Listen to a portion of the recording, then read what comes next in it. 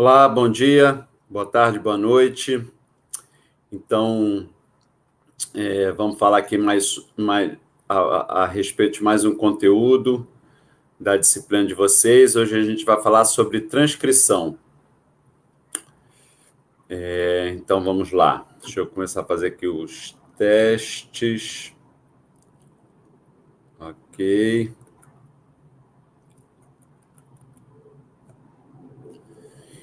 Então, transcrição, né? Primeira coisa que a gente tem que pensar é o seguinte: a gente falou sobre DNA, então a gente falou sobre estrutura do DNA, né, a forma de cromossomo, cromatina, nucleossomo, falamos sobre a replicação do DNA.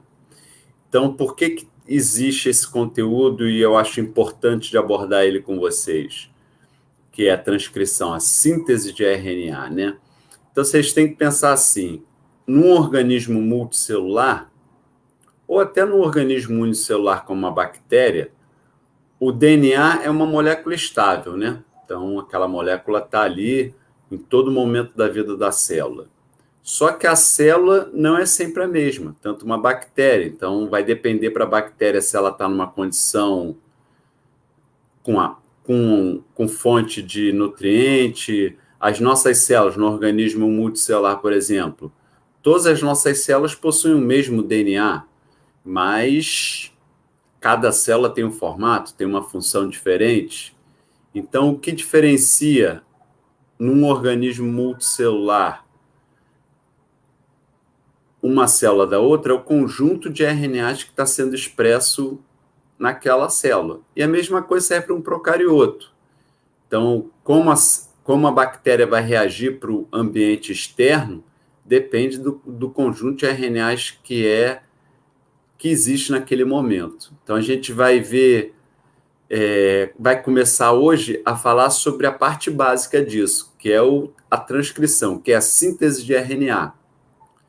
E depois a gente vai aprofundar sobre isso quando a gente falar sobre controle da expressão gênica. Então, hoje seria a primeira parte, e hoje a gente vai falar basicamente sobre como ocorre a transcrição. Ok? Então, o que é a transcrição? A transcrição é a síntese de RNA. Então, nessa figura aqui, é a síntese da molécula de RNA, usando como molde a molécula de DNA. Para ficar bem claro, a molécula de DNA são duas cadeias polinucleotídicas, o RNA ele é sintetizado a partir de uma das cadeias polinucleotídicas. Então, uma das cadeias polinucleotídicas a gente chama de molde, a outra a gente chama de não molde. Ok? Então, isso é a transcrição, a síntese do RNA a partir da molécula de DNA. Bom, então, esse processo, a gente tem... Deixa eu fazer um teste aqui rapidinho. Só para ver. Ah, tá maravilha.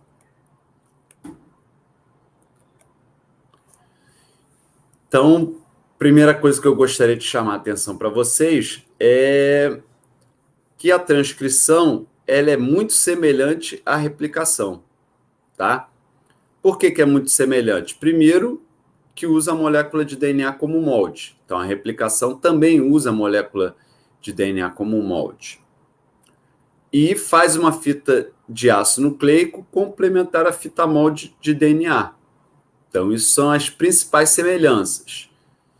E aí, bom, existem várias diferenças, e como a gente vai ver na aula de hoje, são muitas diferenças mesmo que tornam os processos bem distintos, tá? Primeira diferença a gente já viu na primeira aula, quando a gente falou de estrutura do DNA e do RNA. Os nucleotídeos, eles são diferentes, basicamente pela questão do açúcar, que é uma ribose, né?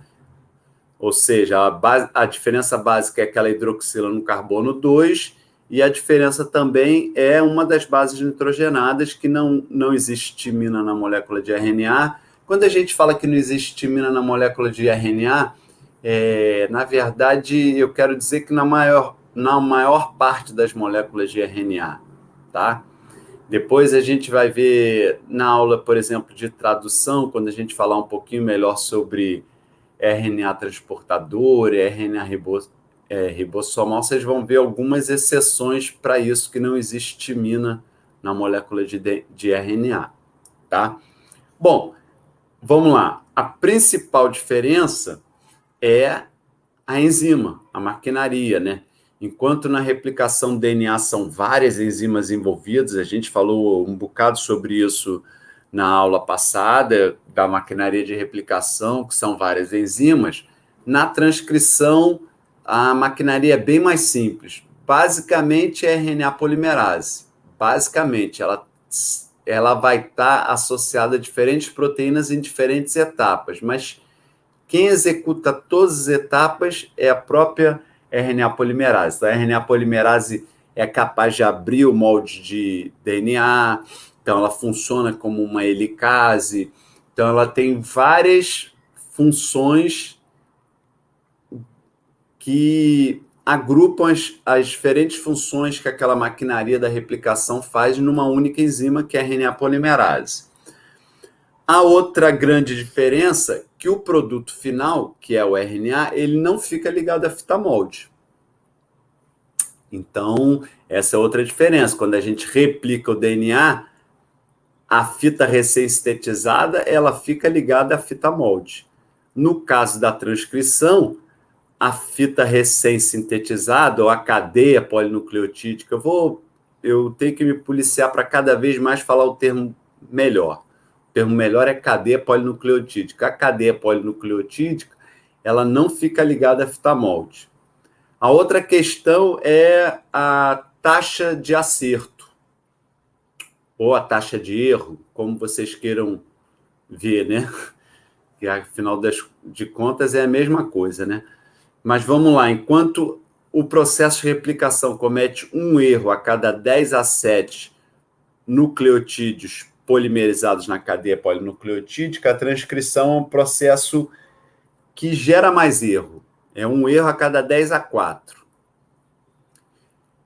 Vocês têm que lembrar que, diferente dos RNAs, que tem uma vida curta na célula, então os RNAs eles são sintetizados para aquele momento, para aquela situação, e após algum tempo eles são degradados. O RNA é uma molécula que tem muito menos estabilidade do que a molécula de DNA. A molécula de DNA, em teoria, dura a vida toda daquela célula. Então, um erro ele vai ser perpetuado pela vida inteira da célula, e não só isso, se a célula tiver capacidade de se dividir, ainda vai passar para as células filhas. Já no processo de transcrição, se a célula fizer um RNA errado, aquele RNA vai durar pouco tempo na célula e, a não ser em pequenas exceções, como se a célula estiver no processo de divisão celular, aquele RNA não passa para as células filhas, tá? Então, se a célula estiver em G1, G2 ou na fase S do ciclo celular, aquele RNA não passa para a célula filha. Lógico, se estiver na célula de mitose e ele durar o tempo suficiente para ocorrer a divisão celular, ele vai passar para a célula filha. A outra questão é a questão que eu estou botando aqui, região e cópias. Enquanto na replicação todo o DNA é copiado uma única vez, na replicação são pequenos trechos do DNA, é aquele trecho que precisa ser copiado, e aquilo é feito várias vezes. Então, uma transcrição, você não transcreve um único RNA, você transcreve várias cópias daquele trecho. Então, eu gosto bastante dessa analogia. Imagine que o DNA é um livro. Então, ali conta a história da vida de um organismo. Então, às vezes, você quer ler só uma parte do livro. Eu quero ler a parte que fala de como responder quando está numa situação de calor. Então, você vai ler as páginas, você vai lá no índice, resposta ao calor. Pum, vai lá na página X e Y da resposta ao calor. Aí você vai ler aquela informação. No caso da célula, tem a resposta de calor, tem o calor, aquilo gera um mecanismo de tradução dentro da célula que induz aquela parte do DNA que gera as melhores respostas ao calor serem transcritas numa molécula de RNA, e aquele RNA pode ter função na forma de RNA ou ele ser traduzido numa proteína que vai executar a melhor função para defender a célula do calor. Estou dando um exemplo entre vários possíveis, né? Bom, vamos falar um pouquinho sobre a RNA polimerase, então. RNA polimerase é uma enzima oligomérica. O que significa? Que ela é composta de várias subunidades. Isso ocorre tanto em bactérias, tá? Então, aqui em bactérias são 5 subunidades. Isso ocorre em arquibactérias e isso ocorre nas células eucarióticas, tá? Algumas subunidades executam funções em comum, mas como a gente viu na maquinaria de replicação, tem nomes diferentes. Em outras, a gente possui subunidades extras, tá? Então, a RNA polimerase mais simples é a RNA polimerase de bactérias, é que possui menos subunidades. Outra questão que a gente pode notar, que tanto em bactérias como em arquibactérias, existe apenas um único tipo de RNA polimerase, tá? E essa RNA polimerase, então, transcreve todos os tipos de RNA. Já em células eucarióticas, a gente tem uma especialização de RNAs polimerases. Tem um grupo de RNA polimerase, que a gente chama de RNA polimerase 1, que sintetiza só o RNA ribossomal maior, RNA polimerase 2, que sintetiza os RNAs mensageiros, e a RNA polimerase 3, que sintetiza os tRNAs, os RNAs ribossomais pequenos e alguns RNAs nucleares menores.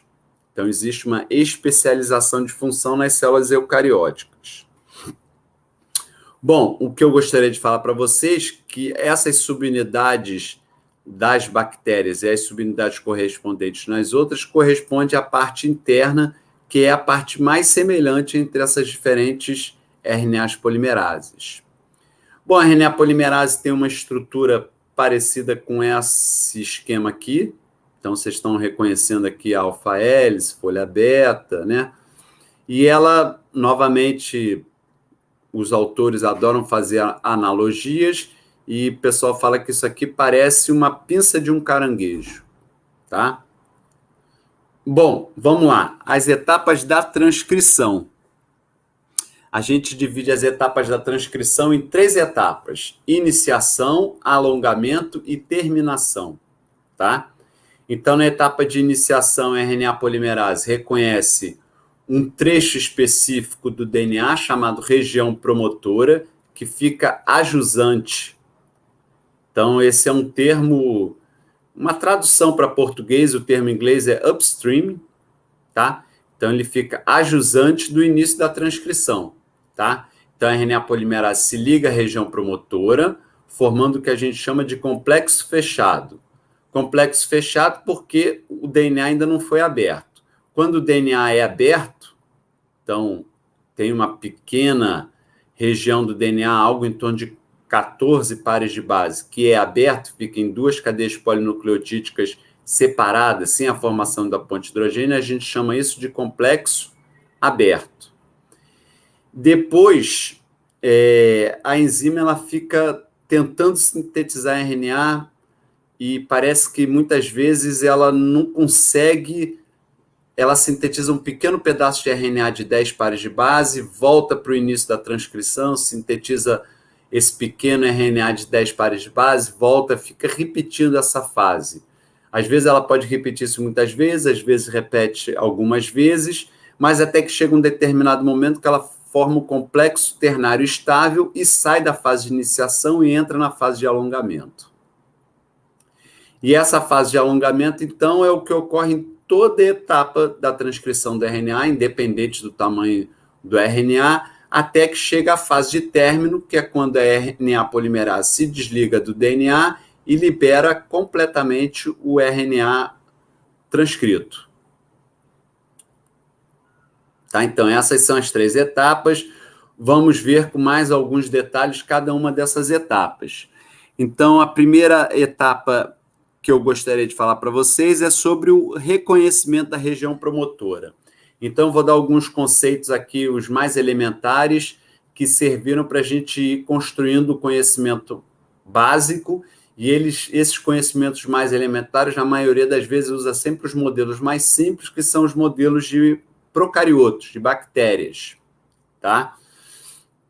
Então, esse reconhecimento da RNA polimerase, a região promotora, ela faz associada a uma proteína independente da RNA polimerase, que é chamado fator de transcrição, tá? Então, o fator de transcrição se liga à RNA polimerase, forma o que a gente chama de holoenzima da RNA polimerase, e essa holoenzima é que reconhece a região promotora, tá? Existem diferentes fatores de transcrição em bactérias. A maior parte deles vocês vão ouvir falar como fator sigma, que é esse símbolo aqui do alfabeto grego, né?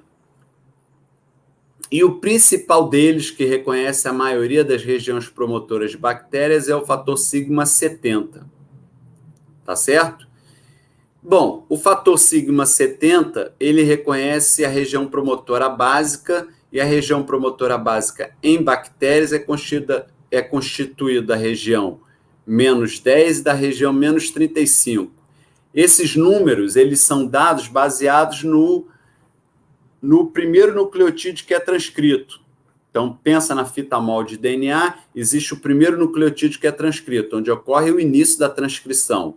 Então, essa é a região do DNA que a gente chama de mais um. Toda região que antecede o início da transcrição, a gente vai dando valores negativos, tá certo? Lembrando que não existe o número zero, né? Nesse caso aqui, quando a gente fala desse evento de transcrição do DNA, lógico que existe o número zero, mas quando a gente fala da transcrição, então o primeiro nucleotídeo a ser transcrito a gente chama de mais um, e o primeiro nucleotídeo ajusante anterior ao início da transcrição a gente chama de menos um. Então, a região promotora fica na região menos 10 e menos 35. Então, o fator sigma ajuda a reconhecer essas duas regiões, menos 10 e menos 35. Por que eu estou chamando de região? Porque não é um único nucleotídeo, não é um nucleotídeo menos 10, é algo em torno de 6 pares de base que fazem parte dessa região menos 10. A mesma coisa na região menos 35, algo em torno de 6 pares de base, tá? Existe também uma diferença, uma distância padrão entre a região menos 10 e menos 35, que é de 17 a 19 pares de base. Então, esse é o promotor padrão de genes de bactéria, que é reconhecido pelo fator sigma 70. Os RNAs ribossomais, eles possuem um elemento extra, que é o elemento P, e alguns promotores de bactérias possuem uma região menos 10 expandida e não possuem região menos 35. Então, nessa primeira figura, eu só estou querendo mostrar para vocês que existe uma diversidade de regiões promotoras. E, novamente, cada região promotora vai ser reconhecida por um fator de transcrição distinto. A maioria, ou a grande parte, ou os genes básicos de um funcionamento da Escherichia coli, que é a bactéria modelo, são reconhecidos pelo fator sigma 70. Tá? Bom, isso é tão regular que existe até a composição de qual seria a região menos 10 e região menos 35.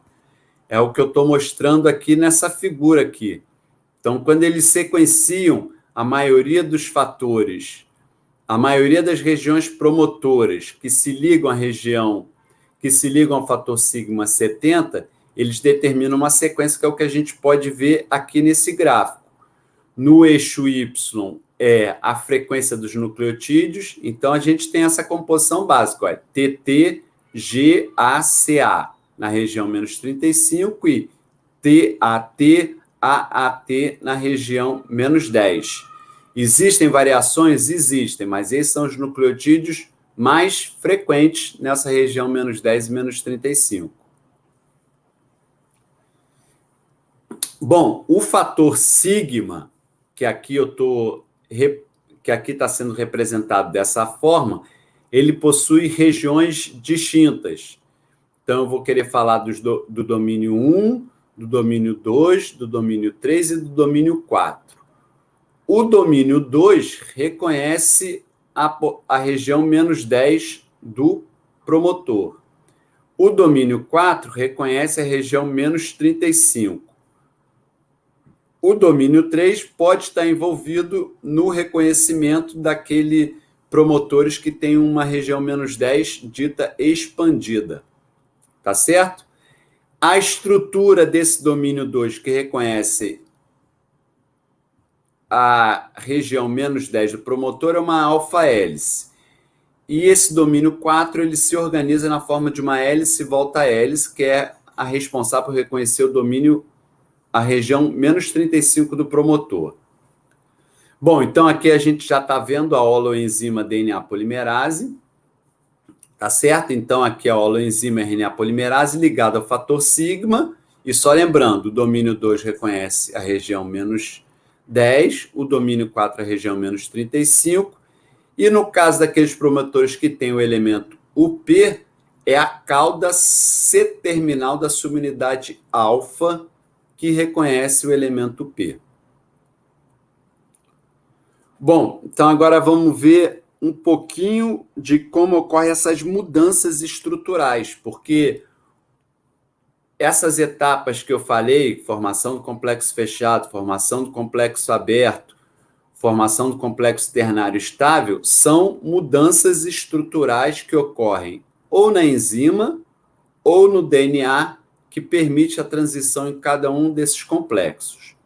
Vamos ver com um pouquinho de detalhe que mudanças estruturais seriam essas. A primeira mudança estrutural que a gente tem, então a gente lembra que a gente está falando da fase de início da transcrição. Uma vez ocorrendo o reconhecimento da região promotora pela holoenzima RNA polimerase, basicamente pelo domínio 2 reconhecendo a região menos 10 e o domínio 4 do fator sigma reconhecendo a região menos 35, a gente tem a ligação da holoenzima RNA polimerase ao DNA. Ok? E isso, então, a gente forma um complexo fechado. A mudança estrutural que ocorre do complexo fechado para o complexo aberto é esse domínio 1, que ele fecha aqui a entrada do sítio ativo da enzima. Então, aqui, nesse esquema da pinça, pensa que essa região aqui, nessa cor mais escura, talvez você chame esse de um roxo mais escuro, é o sítio ativo da enzima. Então, ele é fechado pelo domínio 1 do fator sigma. Quando você tem a transição do complexo fechado para o complexo aberto, esse domínio 1 sofre uma mudança estrutural, ele sai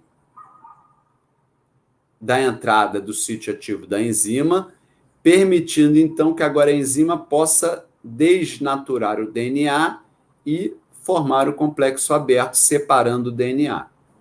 As duas cadeias polinucleotídicas. Aqui em vermelho, a gente tem a fita não molde, que aqui está escrito como NT de no template. Em cinza, a gente tem a fita molde, do inglês template. A região que a enzima ocupa do DNA, tanto na forma de complexo fechado como complexo aberto, é a região que vai do menos 11 ao mais 3. Está vendo aqui? Ó? O mais 1 está bem dentro do sítio ativo. Então, eu gostaria de frisar para vocês que aqui é o sítio ativo, aqui onde vai, dentro dessa região aqui que a gente chama de bolha de transcrição. Então, eu talvez tenha faltado falar isso aqui para vocês. Então, quando a gente tem a formação do complexo aberto, a gente tem o que a gente chama de bolha de transcrição. E essa bolha de transcrição, que geralmente são de 14 pares de base, ela vai andando junto com a enzima durante o processo de transcrição. Então, no início do complexo fechado para o complexo aberto, essa bolha de transcrição é formada na região menos 11 a mais 3, e eu gostaria de salientar que existe uma região do domínio 3 que fecha a porção da enzima por onde sairia o RNA. Outra questão interessante é que esse domínio 2 ele ajuda a posicionar o nucleotídeo, o sítio mais 1, né, do DNA, né, bem dentro do sítio ativo para a gente ter a transcrição. Existe um canal onde a fita não molde passa por enzima e existe um canal por onde a fita molde também passa pela enzima, tá? E aqui a gente tem uma porção do fator sigma que ocupa o canal por onde sairia o RNA.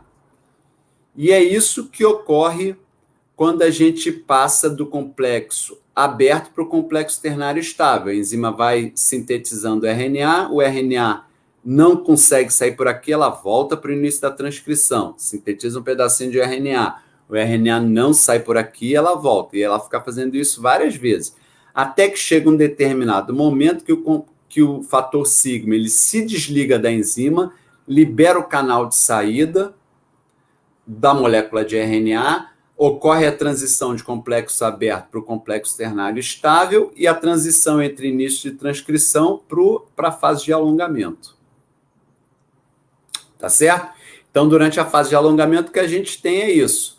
A enzima, né, essa pinça, ela vai migrando ao longo da molécula de DNA, sempre com a bolha de transcrição, de algo em torno de 14 nucleotídeos, e a gente sempre tem uma porção transitória do RNA ligado à molécula de DNA, geralmente de 8 a 9 nucleotídeos. Todo o resto do RNA sai por aquele canal de saída e fica fora da enzima. Mas a gente tem uma porção que vai variando sempre de 8 a 9 nucleotídeos que fica ligado à molécula de DNA. Conforme a enzima vai sintetizando mais RNA, vai mudando quais são os RNAs que ficam, qual é a porção do RNA mensageiro que fica ligado a qual região do DNA, tá? Durante a atividade de revisão, apesar dela cometer mais erro do que uma DNA polimerase, ela também possui uma atividade de revisão, tá? Ela tem dois tipos de revisão, tem a edição pirofosforolítica, no qual ocorre a reversão com a reincorporação do pirofosfato. Tá? Então, é uma reversão da reação, ela tira o último nucleotídeo que ela sintetizou, religa o pirofosfato e volta, e a chance de novamente ter um novo nucleotídeo que é adicionado corretamente. Tá? Existe um outro tipo de edição, que é a edição hidrolítica, que cliva uma porção do RNA, que às vezes pode ser de um ou mais nucleotídeos, e é dependente de uma proteína auxiliadora, que são os fatores GRE. Bom, essa etapa de alongamento, lógico, existem vários outros detalhes, eu estou passando aqui nesse primeiro momento básico. A etapa de alongamento ela vai ocorrendo até que entra na fase de término. E a fase de término em bactérias, então primeiro eu estou falando como ocorre em bactérias, ela tem dois tipos de término possível, o Rho independente e o Rho dependente. Rho é o nome de uma proteína que pode ou não participar do término da transcrição. O mecanismo Rho independente não tem a participação da proteína Rho, e o mecanismo do Rho dependente possui a participação da proteína Rho. Vamos ver primeiro como é que ocorre o mecanismo de Rho independente. Então, ele, na verdade, basta que o RNA forme uma estrutura secundária característica. Então, essa estrutura secundária característica ela é dependente da sequência de DNA, porque a sequência de DNA, ao ser transcrita, sintetiza um RNA que é capaz de formar isso aqui, ó, uma alça. Então, ó, tá vendo? RNA, cadeia polinucleotídica, ele forma a região dupla fita. Por isso que eu não gosto de usar o termo simples fita e dupla fita, porque uma molécula dita ser de simples fita, ela pode formar regiões de dupla fita. Por isso que eu prefiro falar cadeia polinucleotídica, e aqui nessa cadeia polinucleotídica a gente tem a formação de uma região dupla fita. Então, a molécula de DNA ela tem que ter uma díade simétrica. Então, vocês veem que possui uma sequência complementar que, ao ser transcrita, forma ponte de hidrogênio com a formação de uma alça, seguida por uma região poli-U. Sempre que forma esse grampo, essa alça, isso sinaliza para a RNA polimerase terminar a transcrição. Então, forma essa alça, e quando dentro da bolha de transcrição, aqueles 8 a 9 nucleotídeos que ficam ligados à fita molde de DNA é o poli-U, então lembrando que o U, aqui no caso, tem que ser adeninas, né? Então, quando o U está ligado a adeninas, isso são duas pontes de hidrogênio, né? Então, esse grampo seguido dessa interação de pontes de hidrogênio é uma interação que favorece o término da transcrição. Então, a enzima RNA polimerase se desliga do molde, liberando o RNA completamente. Bem interessante, né? Já o mecanismo da Rho dependente necessita da participação da enzima Rho, tá?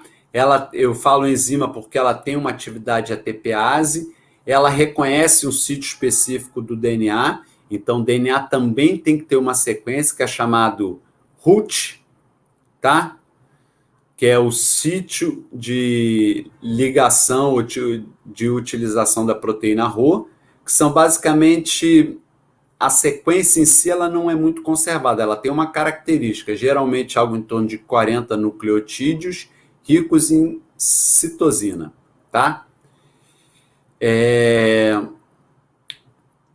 E uma vez que esse sítio é reconhecido pela proteína Rho, a Rho, através da atividade ATPase, faz com que a RNA polimerase se desligue da fita molde, tá?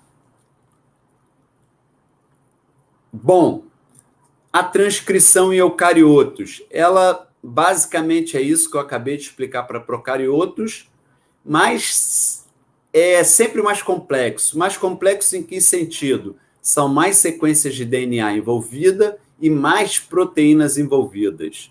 Então, diferente da transcrição em eucariotos, que tem apenas um único fator de transcrição envolvido, que é o fator sigma, que foi o que a gente mais trabalhou nessa parte do conteúdo, já na transcrição em eucariotos são vários fatores de transcrição envolvidos, que a gente chama de fatores gerais de transcrição. Então, esses fatores gerais de transcrição eles estão envolvidos no reconhecimento da região promotora. E a região promotora ela também possui mais sequências. Tem tanto sequências ajusantes do início da transcrição, como sequências posteriores ao início da transcrição. Então, a gente vê aqui regiões do mais 28 ao mais 32, que é importante para a ligação dos fatores de transcrição TF2D, que também se ligam à região menos 2 a mais 4. Tem a TBP, que se liga ao sítio Tata, que fica da menos 31 a menos 26, e tem o TF2B, que se liga na região menos 37 a menos 32. Aqui é mais ou menos a sequência consenso, ou seja, presente na maioria dos promotores no qual essas proteínas se ligam, tá? Outra característica de eucariotos, que, como eu falei, além da região promotora básica, aí a gente viu que ali tinha a região menos 10, menos 35, alguns tinham o menos 10 expandido, outros tinham o elemento P, que só que a gente está vendo que o promotor básico já são 4 sequências. E fora que existem várias outras regiões envolvidas no início da transcrição ou na regulação da transcrição. A gente vai ver isso com mais detalhe na aula de controle da expressão gênica. Mas só para vocês pensarem, existem várias outras sequências que se ligam várias outras proteínas, como os reforçadores, os silenciadores, os elementos fronteiros, isolantes. Então, tem vários outros proteínas envolvidas, tá? Eu vou chamar a atenção aqui para algumas diferenças entre o início da transcrição de eucariotos e de procariotos. Então, a primeira grande diferença que eu queria chamar a atenção para vocês é que o diferente procarioto, que o fator sigma se liga à RNA polimerase, formando a holoenzima RNA polimerase, e os dois juntos reconhecem a região promotora, em eucariotos, os fatores de transcrição sozinhos são capazes de iniciar o reconhecimento da região promotora, principalmente a proteína TBP, que reconhece a caixa TATA, e a proteína TF2D. Uma vez elas ligadas, recrutam outros fatores de transcrição, como o TF2A e o TF2B, e eles recrutam, então, a RNA polimerase. Aqui, no caso, está dando o exemplo de RNA polimerase 2, que sintetiza o RNA mensageiro. Esses fatores de transcrição, por isso que tem esse número 2, é porque a gente está falando dos promotores da transcrição de RNAs mensageiros, tá? Então, isso aqui é só para vocês terem uma ideia da estrutura da molécula de DNA ligada à proteína TBP, a estrutura da molécula de DNA ligada à proteína TBP e TF2B. E uma vez que a enzima reconhece esses fatores e se liga, forma um complexo fechado, né? Os nomes podem ser os mesmos. Eu gostaria de chamar a atenção que a cauda C-terminal da enzima RNA polimerase 2, ela tem uma funções importantes durante o processo de transcrição, tá? Uma vez que ocorre o complexo fechado, outras proteínas são recrutadas, como a TF2E e TF2H, tá? A TF2H, ela é uma das proteínas responsáveis pela desnaturação do DNA, e esse processo de naturação requer a energia proveniente da quebra da molécula de ATP.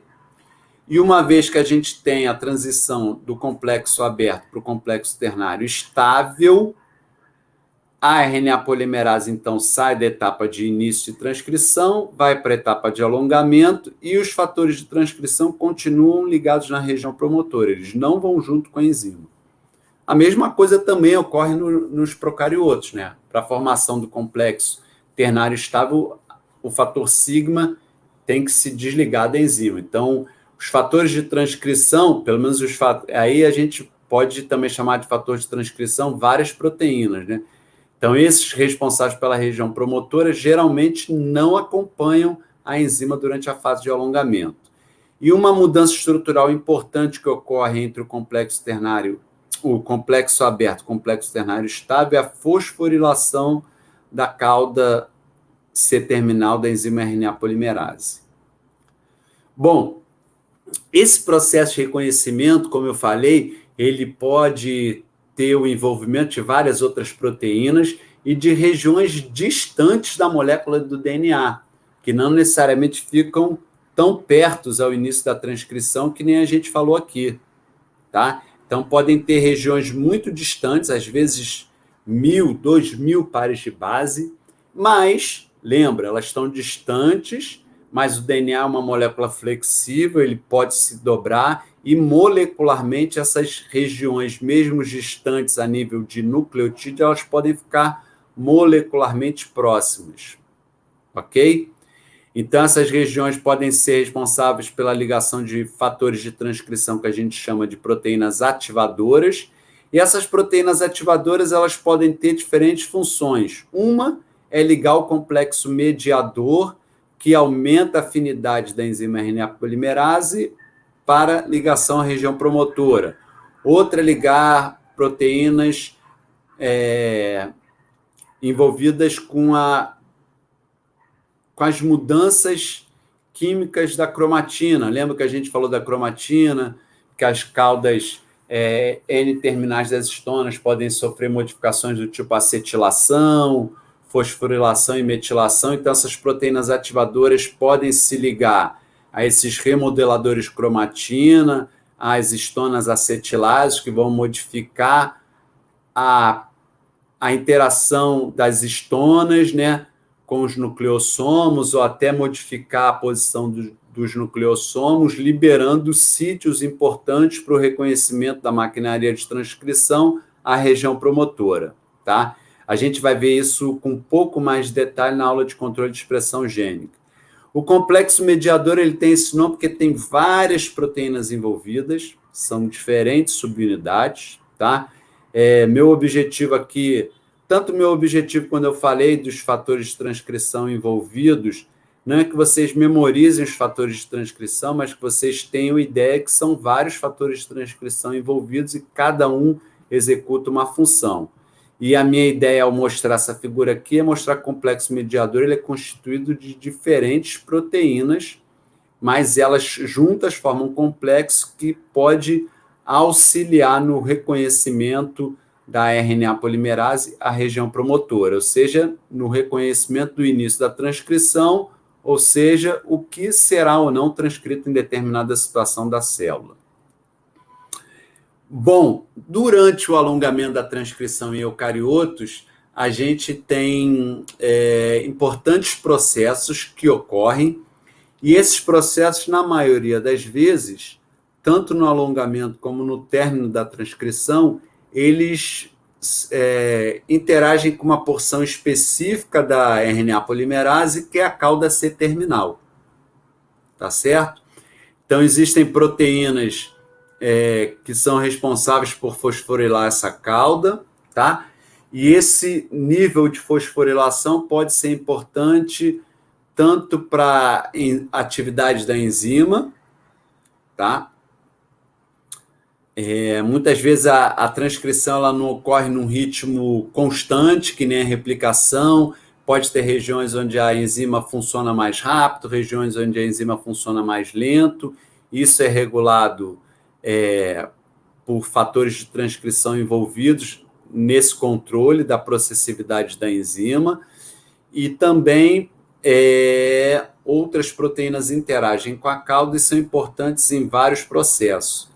Por exemplo, os componentes da maquinaria do processamento do RNA, que é o tema da nossa próxima aula. Vamos ver alguns detalhes aqui nessa aula sobre o que é o CAP e sobre como ocorre o término da transcrição do RNA mensageiro, tá? Bom, todo RNA mensageiro, talvez aqui, esses conceitos são bem básicos, por isso que eu não trabalhei muito eles com vocês até o momento, mas deixa eu reforçar esses conceitos agora para vocês. A gente tem basicamente 3 tipos de RNA, o RNA mensageiro, que é o RNA usado como molde para a síntese da proteína. A gente tem o RNA transportador, que é aquele RNA envolvido no processo da tradução, no qual ele reconhece uma porção do RNA mensageiro e leva para dentro do ribossomo o aminoácido correspondente ao códon do RNA mensageiro. Então, esse é o RNA transportador. E tem o RNA ribossomal, que faz parte da maquinaria de tradução, que é o ribossomo. A gente vai ver com mais detalhes o papel de cada um desses RNAs e como é que eles participam do processo de tradução na aula de tradução, tá? Mas eu quis lembrar um pouco sobre isso, porque eu quero falar de uma modificação que todo RNA mensageiro de células eucariotas sofre, que é a adição do CAP, tá? RNAs mensageiros de procariota, ou seja, de bactérias, não tem CAP, mas o RNA mensageiro de eucariotos possui CAP. Bom, para que serve o CAP? Uma das funções é aumentar a estabilidade do RNA. RNA mensageiro sem CAP ele é mais rapidamente degradado. A gente vai ver na aula de tradução que o CAP também auxilia na tradução, faz com que a tradução ocorra mais rápido do que um RNA mensageiro sem CAP, tá? mas a gente vai ver isso com mais detalhe na aula de tradução. Eu quero apenas falar o que é o CAP e o que a enzima responsável pelo CAP faz. Bom, o CAP é um ribonucleotídeo, tá certo? Que possui a base nitrogenada guanina, mas a principal particularidade, curiosidade do CAP é que a ligação do CAP para o RNA mensageiro é uma ligação não usual. Geralmente a gente tem o fosfato alfa sendo ligado à hidroxila do carbono 3'. No CAP a gente tem o fosfato alfa sendo ligado ao fosfato beta do primeiro nucleotídeo do RNA mensageiro, tá certo? Então, essa etapa é catalisada pela enzima RNA trifosfatase, no qual ela promove justamente isso, a ligação do fosfato alfa desse nucleotídeo de base guanina, que vai ser o CAP, ao fosfato beta do primeiro nucleotídeo da cadeia de RNA mensageiro. Tá certo? A guanil... Não, desculpe, eu pulei aqui. Na verdade, a RNA trifosfatase, ela só corta o fosfato alfa, tá certo? Só corta o fosfato alfa do primeiro nucleotídeo da cadeia do RNA mensageiro. A guanililtransferase, ela sim faz a ligação entre o fosfato beta ao fosfato alfa, tá certo? E a metiltransferase adiciona um grupamento metil à guanina, tá? Então, isso é o CAP.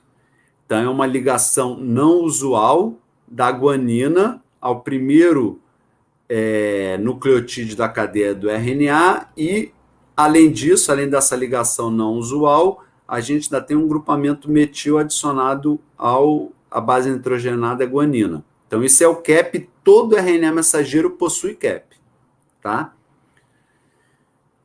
Então, a gente vai ver que existe, então, durante o processo de alongamento, a retirada dos introns e ligação dos exons pela maquinaria do spliceossomo. Isso aí é bastante conteúdo, bastante complexo, bastante enzimas e sequências envolvidas, então eu preferi ter uma aula só para isso, tá? E o que a gente vai ver na aula de hoje é como ocorre o término da transcrição, tá? Então, existem duas proteínas envolvidas no término da transcrição. Elas inicialmente ficam ligadas à cauda C-terminal da enzima e elas reconhecem uma sequência específica no RNA, que é a sequência sinal de poliA do RNA. Quando essa sequência é transcrita, sai da RNA polimerase e fica disponível, essas duas proteínas envolvidas com a clivagem e término da transcrição, elas se desligam da cauda C-terminal da enzima e se ligam a essa sequência. A proteína CSTF, ela é responsável pela clivagem do RNA após essa sequência, tá certo? A enzima RNA polimerase ainda pode continuar a transcrever, mas ela perde processividade e logo depois ela se desliga do DNA molde. E a enzima e a proteína CPSF, ela permanece ligada ao RNA mensageiro. Ela recruta a poliA polimerase e a poliA polimerase o que ela faz é adicionar uma cauda poliA. Então, todo RNA mensageiro possui uma sequência de ribonucleotídeos com base nitrogenada de adenina, é o que a gente chama de cauda poliA. E ela é grande mesmo, ela tem o tamanho de aproximadamente 200 pares de base. Todo RNA mensageiro tem, assim como o CAP também é responsável pela estabilidade desses RNAs mensageiros. RNAs mensageiros sem cauda poliA são degradados mais rapidamente. E assim como o CAP, RNA mensageiro sem cauda poli-A é traduzido de forma menos frequente. Depois a gente vai ver os mecanismos disso na tradução, tá? Uma vez que essa cauda poli-A ela é sintetizada pela enzima poli-A polimerase, proteínas ligadoras a poli-A se ligam, levando ao desligamento da proteína CPSF e o desligamento da poli-A polimerase. E assim, então, é que se dá o término da transcrição de RNAs mensageiros em eucariotos, tá? Então, como eu falei, a RNA polimerase continua a sintetizar e a maquinaria, tanto do 3' como do CAP, está sempre ligada à cauda poli-A. Sempre não. Em determinada etapa. O que eu gostaria de falar aqui é que existe o promotor, então, da RNA polimerase 1, que sintetiza o RNA ribossomal. Ele possui também características um pouco diferentes dos RNAs mensageiros. Então, ele possui uma sequência que fica um pouco mais distante do início da transcrição, geralmente pela região menos 150, menos 100, que é chamado de UCE, que é responsável pela ligação do BF e do SL1, que ajuda a recrutar maquinaria de transcrição para a região promotora para que ocorra a transcrição, tá? A polimerase 3, ela possui... ela participa da transcrição de RNA ribossomal pequeno, alguns RNAs nucleares pequenos e dos RNAs transportadores. Esse reconhecimento se dá principalmente por duas sequências, chamadas de caixa A e caixa B, que ficam posteriores. O termo seria ajusante. Eu acho que eu usei o termo errado no começo. Ajusante é quando é depois e a montante é quando é anterior, tá? Então, a caixa A e a caixa B é onde se liga o TF3C, que facilita depois a ligação do F3B, é da proteína TBP, que reconhece o TATA. Outra questão que eu gostaria de falar para vocês as figuras que tem aqui, elas são figuras com bastante informação, mas eu quero passar uma coisa bem simples do que está escrito nessas figuras.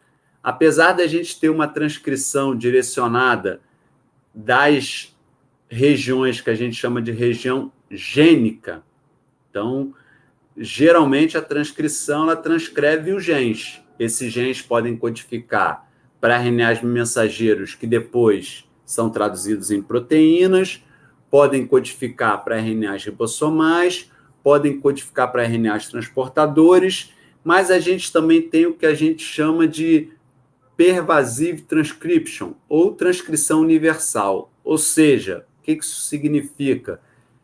Que toda molécula de DNA pode servir como molde para uma transcrição universal.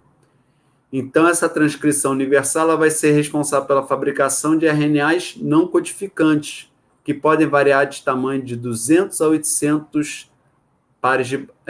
no caso, não é par de base, 200 a 800 nucleotídeos, já que a gente está falando de uma cadeia polinucleotídica, de uma única cadeia polinucleotídica. Ela pode ocorrer dentro de uma região gênica, no mesmo sentido da transcrição de um gene, pode ocorrer no sentido inverso de uma região gênica, então ela pode ocorrer numa região que a gente chama de intragênica, dentro da região gênica, pode ocorrer numa região não gênica, tá certo? Pode ocorrer no mesmo sentido da transcrição de um gene próximo, então, tanto na porção 5' como na porção 3', pode ocorrer no sentido inverso da transcrição de um gene próximo, tanto na região 3' como na região 5', e basicamente o que vai coordenar essa transcrição é a presença dos nucleossomos, de fatores envolvidos no remodelamento de cromatina, tá? Muitas vezes, se a maquinaria de transcrição está envolvida na transcrição de um RNA não codificante, ela não vai estar disponível para transcrever um RNA, então muitas vezes isso é regulado pela presença ou não de fatores de transcrição, regulados ou não pela estrutura dessa cromatina, tá? Então, os fatores de remodelamento de cromatina, eles podem estar envolvidos na estrutura da cromatina, que vai determinar ou não que ocorra essa transcrição universal, ou seja, a síntese de RNAs não codificantes na região intragênica ou na região não gênica, ou região intergênica. Pode ocorrer no sentido da transcrição do gene, quando a gente falar na região intragênica ou intergênica, tanto faz se no sentido 3 linha ou 5 linha, pode ser no sentido inverso, tá? Então, basicamente, era isso que eu queria também passar para vocês, que muitas vezes essa transcrição universal pode interferir com a transcrição de um gene, pela competição dos fatores de transcrição, pela competição da RNA polimerase, e isso tudo vai ser regulado pelo tipo de estrutura de cromatina. Então, se essa região intergênica estiver na forma de heterocromatina, que é aquela cromatina muito compactada, não tem essa transcrição universal ou transcrição de RNAs não codificantes, mas isso também serve para a região gênica. Então, para um RNA ser transcrito, independente se é dentro de um gene ou fora de um gene, a gente tem que ter aquela cromatina relaxada ou eucromatina. Ok? Então, é essa a ideia que eu queria passar para vocês. Espero que vocês tenham gostado do conteúdo dessa aula. Novamente, qualquer dúvida a respeito do conteúdo dessa aula, vocês podem deixar na forma de comentário e eu vou tentar responder os comentários de vocês após a entrega da avaliação de vocês. Sempre após a entrega da avaliação, eu vou tentar responder os comentários de vocês. Tá bom? É isso. Um momentinho só, antes da gente terminar a nossa transmissão. É isso. Eu acho que esse é o básico da transcrição.